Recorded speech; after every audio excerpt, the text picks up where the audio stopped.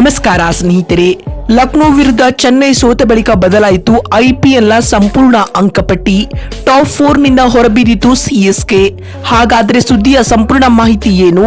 ಅಷ್ಟಕ್ಕೂ ಲಕ್ನೋ ವಿರುದ್ಧ ಚೆನ್ನೈ ಸೋತ ಬಳಿಕ ಬಿಡುಗಡೆ ಆಗಿರುವ ಐಪಿಎಲ್ನ ಹೊಸ ಪಾಯಿಂಟ್ಸ್ ಟೇಬಲ್ ಪಟ್ಟಿ ಯಾವ ರೀತಿಯಾಗಿದೆ ಗೊತ್ತಾ? ಹೀಗೆ ಇದರೆಲ್ಲದರ ಬಗ್ಗೆ ಇವತ್ತಿನ ಈ ಒಂದು ವಿಡಿಯೋದಲ್ಲಿ ತಿಳಿಸ್ಕೊಡ್ತಾ ಹೋಗ್ತೀನಿ. ಹೀಗಾಗಿ ದಯವಿಟ್ಟು ಈ ವಿಡಿಯೋವನ್ನ ಕೊನೆವರೆಗೂ ನೋಡಿ ಸ್ನೇಹಿತರೆ.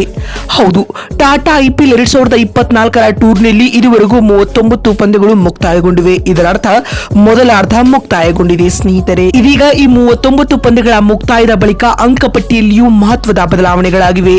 ನಿನ್ನೆ ಚೆನ್ನೈನ ಚೇಪಾಕ್ ಅಂಗಳದಲ್ಲಿ ಲಕ್ನೋ ಸೂಪರ್ ಜೈಂಟ್ಸ್ ಹಾಗೂ ಚೆನ್ನೈ ಸೂಪರ್ ಕಿಂಗ್ಸ್ ತಂಡಗಳು ಮುಖಾಮುಖಿಯಾಗಿದ್ದವು. ಈ ಒಂದು ಪಂದ್ಯವನ್ನ ಎಲ್ಎಸ್ಜಿ ತಂಡವು ಕೊನೆ ಓವರ್ನಲ್ಲಿ ಗೆದ್ದು ಬೀಗಿದೆ. ಇದೀಗ ಈ ಪಂದ್ಯದ ಮುಕ್ತಾಯದ ಬಳಿಕ ಬಿಡುಗಡೆ ಆಗಿರುವ ಐಪಿಎಲ್ ಹೊಸ ಪಾಯಿಂಟ್ಸ್ ಟೇಬಲ್ ಪಟ್ಟಿ ಯಾವ ರೀತಿಯಾಗಿದೆ ಅಂತ ನೋಡ್ತಾ ಬರುವುದಾದ್ರೆ, ಮೊದಲ ಸ್ಥಾನದಲ್ಲಿ ರಾಜಸ್ಥಾನ ರಾಯಲ್ಸ್ ತಂಡವಿದ್ದು ಆಡಿದ 8 ಪಂದ್ಯಗಳಿಂದ 7 ಗೆಲುವು 1 ಸೋಲು ದಾಖಲಿಸುವ ಮೂಲಕ 14 ಅಂಕಗಳೊಂದಿಗೆ ಅಗ್ರ ಸ್ಥಾನದಲ್ಲಿದೆ.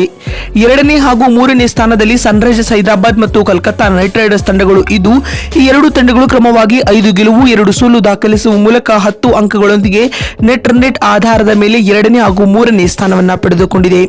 ಮತ್ತು 4ನೇ ಸ್ಥಾನದಲ್ಲಿ ಲಕ್ನೋ ಸೂಪರ್ ಜೈಂಟ್ಸ್ ತಂಡವಿದ್ದು ಆಡಿದ 8 ಪಂದ್ಯಗಳಿಂದ 5 ಗೆಲುವು 3 ಸೋಲು ಕಂಡು 10 ಅಂಕಗಳೊಂದಿಗೆ ಅಂಕಪಟ್ಟಿಯಲ್ಲಿ 4ನೇ ಸ್ಥಾನದಲ್ಲಿದೆ.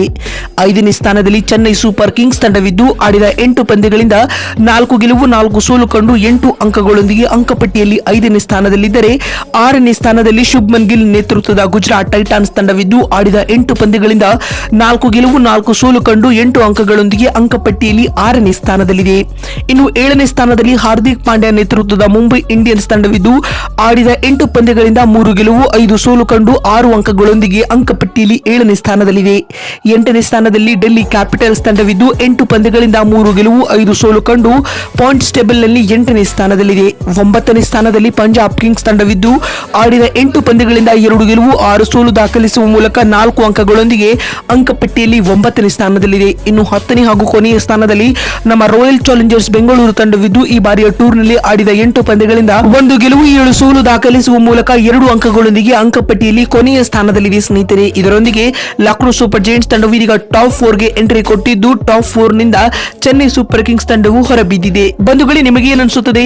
ಇಲ್ಲಿಂದ ಯಾವ 4 ತಂಡಗಳು ಪ್ಲೇ ಆಫ್ ಹಂತವನ್ನ ಪ್ರವೇಶಿಸಲಿವೆ ಎನ್ನುವುದನ್ನ ಕಾಮೆಂಟ್ ಮಾಡುವ ಮೂಲಕ ತಪ್ಪದೆ ತಿಳಿಸಿ. ಯಾಕಂದ್ರೆ ನಿಮ್ಮ ಒಂದೊಂದು ಕಾಮೆಂಟ್ ಒಂದೊಂದು ಲೈಕ್ ಕೂಡ ಬಹಳ ಬಹಳ ಮುಖ್ಯ.